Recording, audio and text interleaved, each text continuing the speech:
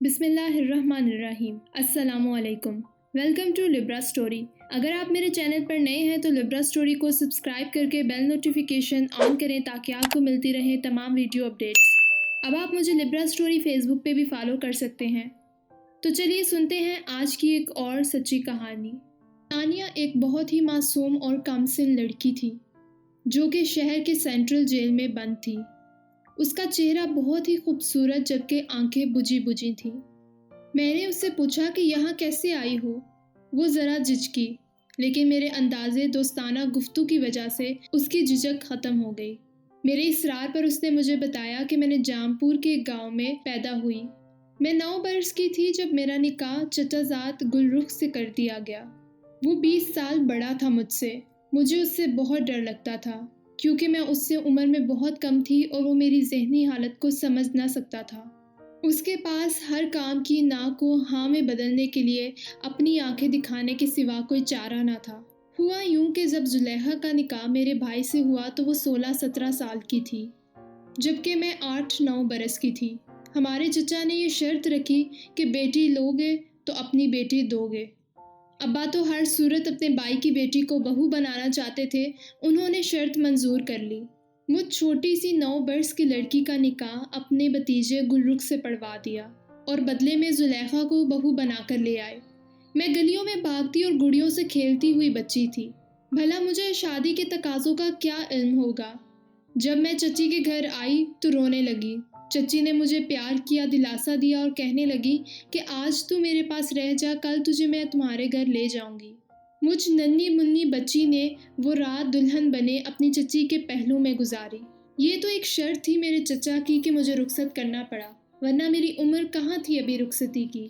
اماں نے اگلے ہی دن منت سماجت کر کر چچی کو منا لیا کہ اسے کچھ عرصہ ہمارے پاس رہنے دو، اب تو یہ تمہاری ہی بہو ہے۔ سر شکر کہ چچی جان نے اماں کی بات مان لی، ورنہ میری چچی کو میرے روپ میں ایک نوکرانی کی اشد ضرورت تھی۔ چچی نے یہ سوچ کر مجھے جانے دیا کہ اس طرح میری ماں اس کی احسان مند ہوں گی اور وہ زلیخا سے اچھا سلوک کریں گی۔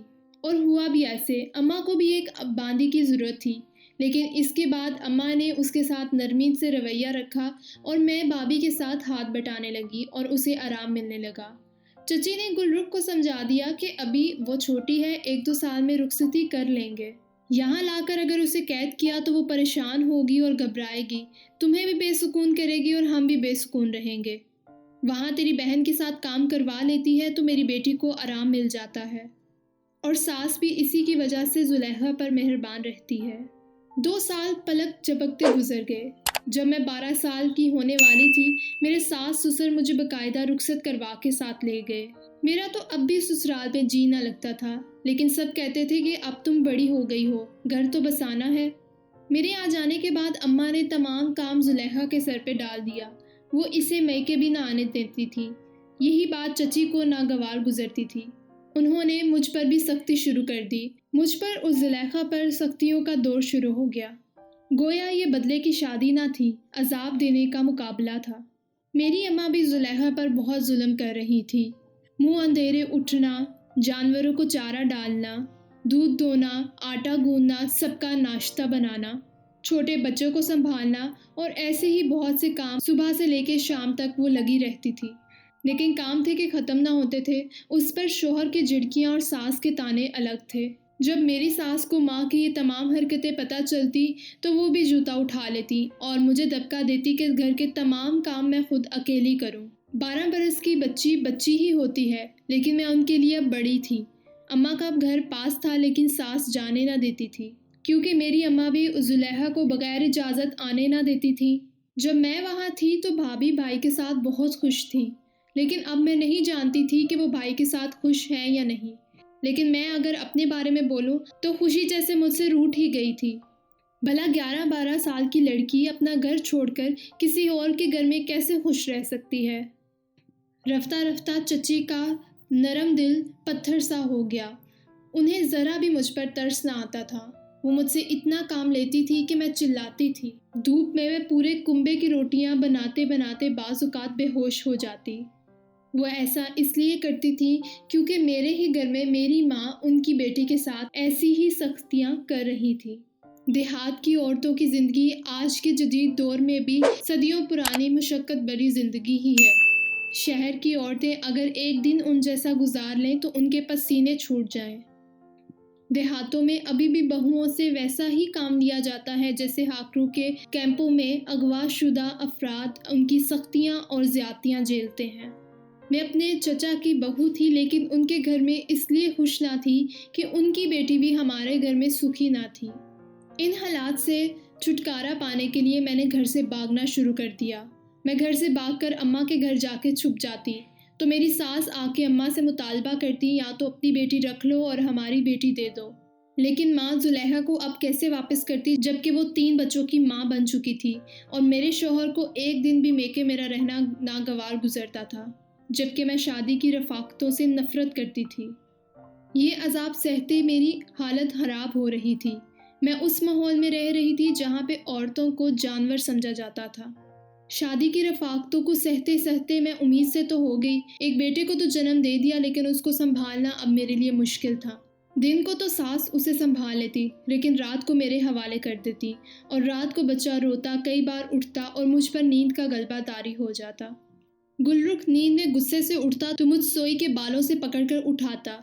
उसकी नींद बार बार टूटती तो वो गुस्से से पागल हो जाता था।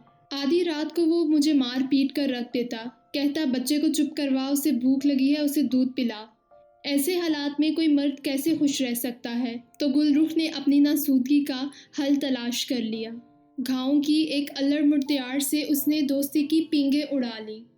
उस लड़की का नाम शबाना था और वो तलाक याफ्ता थी। शादी के 1 साल के बाद ही उसके शौहर ने उसे तलाक दे दी थी। जब गुलरुख ने उसके बाप से निकाह की बात की तो उन्होंने एक शर्त रख दी कि वो उससे इसका निकाह तब ही करेंगे जब वो शबाना के भाई से अपनी बहन का रिश्ता करवाएगा। लेकिन गुलरुख की तो सिर्फ एक ही बहन थी जो कि अब मेरी भाभी थी, जो कि 3 बच्चों की माँ थी। लेकिन दूसरी तरफ तो दिल का मामला था। गुलरुख हर हाल में अपनी दिल की आरजू पूरी करना चाहता था, चाहे उसे अपनी बहन का ब्याह हुआ घर खराब करना पड़ता। उसने अपने अब्बा से कहा कि इतनी छोटी सी उम्र की लड़की से मुझसे शादी करवा के मुझसे कौन सा बदला लिया है। ये मेरे पास बसने को तैयार ही नहीं है। मुझे इससे सुकून के बजाय कोफ्त मिलती है। अब अगर तुमने मेरी बात ना मानी तो रेल की पटरी के आगे जाकर लेट जाऊंगा। अब अगर तुम चाहते क्या हो? चचा जान ने अपने बेटे से सवाल किया। तो उसने कहा कि पहले तुम बताओ कि तुम्हारी बेटी तुम्हारे भाई के घर में खुश है? क्या वो सुखी है? तुमने अपने भाई के घर में रिश्ता इसलिए किया था कि तुम्हारी बेटी सुखी रहे और सुकून से रहे, वो अपने हैं। तो क्या वो अब अपने घर में खुश रह रही है? उसकी तो ज़िंदगी बर्बाद करके रख दी है। और बदले में मुझे क्या मिला? ये तुम्हारी कम उम्र बेवकूफ़ सी भतीजी जो कि हर रोज़ अपना बच्चा छोड़ के अपनी माँ के घर भाग जाती है और अभी तक गुड़ियों से खेलती है। तुम आखिर अब क्या चाहते हो ये बताओ। मैं चाहता हूँ कि तुम अपनी बेटी उनके घर से वापस ले आओ और तानिया को उन्हें दे आओ। बेशक वो अपने बच्चे रख लें और हम अपना बच्चा रख लेंगे। चचा ने कहा कि अगर मैं 2 घर बर्बाद भी कर दूँ तो क्या होगा? बहुत अच्छा होगा, क्योंकि शबाना का बाप अपनी बेटी का रिश्ता तो कर देगा, लेकिन उसे बदले में अपने बेटे के लिए हमारी बहन का रिश्ता चाहिए। इसलिए हमें जुलेखा की तलाक करवानी पड़ेगी। चचा बोले कि नहीं, मेरा भाई तो नहीं मानेगा। जुलेखा के अब 3 बच्चे हैं, लाख जुल्म सहेगी लेकिन वो भी अब अपने बच्चे नहीं छोड़ेगी। ये नामुमकिन है। तुम सब्र करो, मैं कोई और रास्ता निकालता हूँ। जब चचा ने अबू से मशवरा किया तो उन्होंने कहा कि तुम्हारी बहू नहीं बस रही तो हमारी बहू तो बसने दो, उसका घर तो बसने दो। हम अपनी बहू ऐसे नहीं देंगे। अगर तुम अपनी बेटी ले जाओ तो मेरा बेटा क्या करेगा? हमारे पास तो इतने पैसे भी नहीं हैं कि हम किसी और लड़की का रिश्ता खरीद कर ले आएं। जब गुलरुख ने देखा कि ताया नहीं मान रहे तो वो खुद ताया के पास चले गए और मेरे अब्बा से कहने लगा कि ताया जान देखो, तुम्हारी लड़की घर पर नहीं बैठती, वो भागती है। मैं दूसरी शादी करना चाहता हूँ। हमें हमारी लड़की वापस कर दो, नहीं तो अपनी बेटी का ब्याह कहीं और करवा के उनकी लड़की बदले में वापस ला दो। मैं शबाना के भाई से उसकी शादी करवाकर उनकी शर्त पूरी कर दूंगा और वो मेरा निकाह शबाना से करवा देंगे।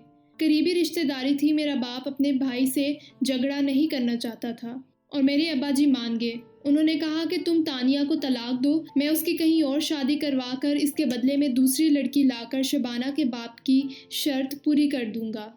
इस गांव में ये बदले का कैसा रिवाज था कि इसके बगैर कोई नौजवान शादी ना कर सकता था।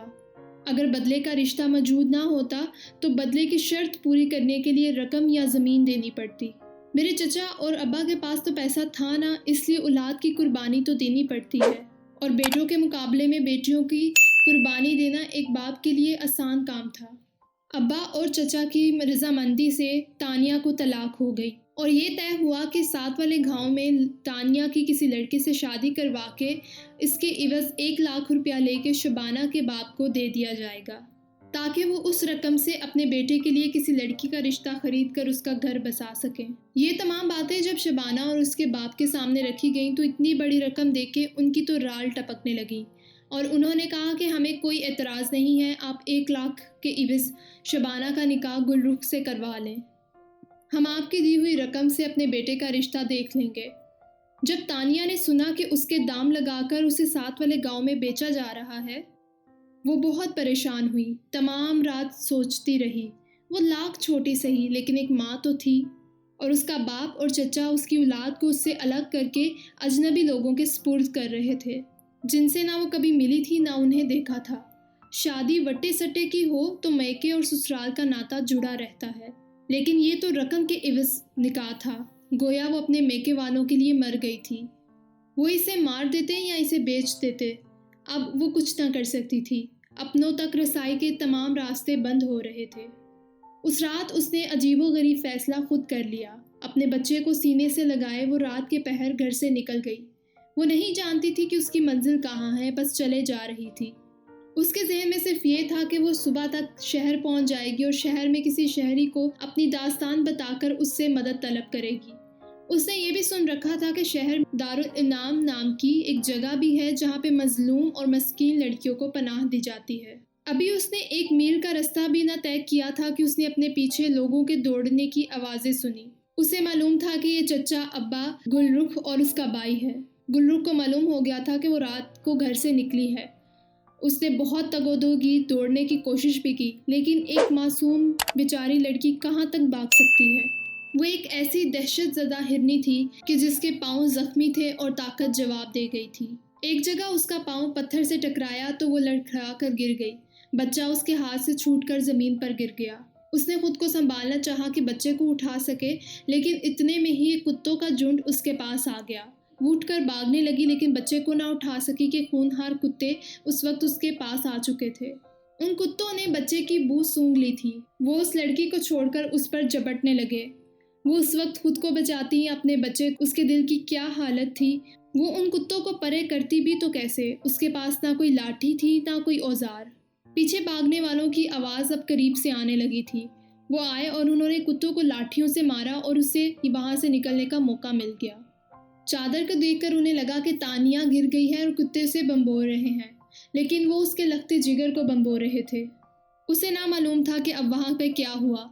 कुत्तों को उन्होंने भगा दिया था और वो भागती हुई सड़क पर आ गई, जहाँ पुरानी वैगन न जाने कब से खड़ी थी। वैन के ढांचे में वो छुपकर बैठ गई। उसे लगा कि उसके वारिसीन ने उसके बच्चे को बचा लिया होगा। वो सुबह तक इसी तरह दुआएं करती रही कि उसका लखते जिगर सही सलामत हो, लेकिन उसकी दुआ पूरी तरह कबूल ना हुई थी। उन्होंने उस बच्चे को उठा तो लिया था, लेकिन बच्चा सही ना रहा। कुत्तों ने उसे झंझोड़ दिया था और वो अब जिंदा सलामत ना रहा। सुबह पुलिस का एक डाला वहां से गुजरा तो उन्होंने इस पुरानी वैन के पास अपने डाले को रोक दिया, क्योंकि उन्होंने तानिया को वहां देख लिया था। पुलिस उसे पहले थाने ले गई, फिर मजिस्ट्रेट के पास बयान हुआ। उसका अब्बा, चचा, भाई और गुलरुख भी अदालत आ चुके थे। गुलरुख ने तानिया के खिलाफ दरख्वास्त दायर की कि मेरी बीवी रात की इस पहर मेरे बच्चे को लेकर न जाने किसके लिए घर से भागी थी।